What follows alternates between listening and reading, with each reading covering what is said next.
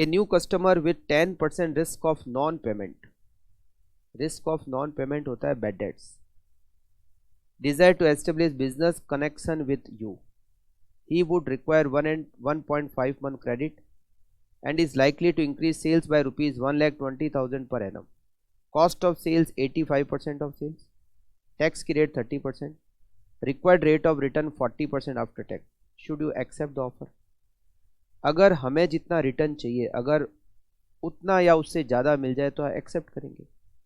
देखते हैं हम उससे कितना रिटर्न कमाएंगे। उस कस्टमर को माल बेचने से हमारी सेल्स 1,20,000 रुपीज़ से इंक्रीज होगी, मतलब वो कस्टमर हमसे 1,20,000 रुपीज़ का मटेरियल परचेज करेगा एवरी ईयर। उसको क्रेडिट पीरियड हमसे चाहिए 1.5 मंथ, ये क्रेडिट पीरियड चाहिए उसको। सेल्स, उस कस्टमर की सेल 120, वेरिएबल कॉस्ट जिसके परसेंटेज दे रखे 85%, 1,20,000 का 85%, 1,02,000। तो प्रॉफिट बिफोर, या फिक्स कॉस्ट नहीं दे रखी है, profit before cost of debtor it is 18,000। इसमें से माइनस करेंगे हम बैड डेट्स, 10% रिस्क है बैड डेट्स की, तो 1,20,000 का 10%, 12,000 रुपये बैड डेट्स। तो profit before tax 6,000 less tax. Tax की रेट हमें दे रखी है 30%, तो 6,000 पे 30%, 1,800।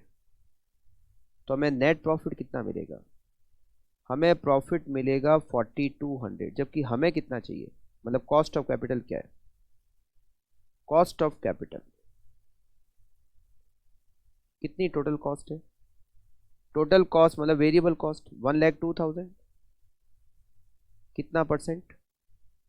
हमें चाहिए 40% रिटर्न, 40% और 1.5 month divided by 12, 1,02,000 into 40% into 1.5 divided by 12, 5,100 is cost of capital.